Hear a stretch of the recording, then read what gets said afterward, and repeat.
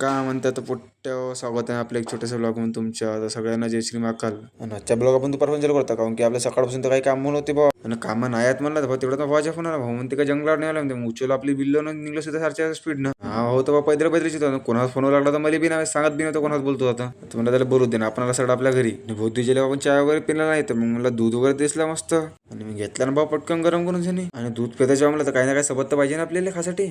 मग आपण असंच फिरायला निघला भाऊ तर मग तेवढं माझा मित्र भेटला. तो म्हणते का चल मध्ये भंडारा म्हणते फिरून शनी. ते पण काय ना भाऊ आपला टाटा आहेस ना. मग मला चल ना पटकन बसला याच्यामध्ये निघला भाऊ मी त्याच्यासाठी. आणि भाऊ अर्ध्यामध्ये नाही पोहोचित भाऊ तेवढ्यात पाणी चाललेलं. आणि थोडा अजून समोर गेला तर अजून पाणी रुकला तिथे. सर या पाण्याचे बी काही समजत नाही भाऊ. घडी तिथे घडी नाहीये. आपण असं भंडारा म्हणते पण कुठे सिटी केअर हॉस्पिटल मध्ये तिथे आपला एक कोणतरी मित्र भरती होता.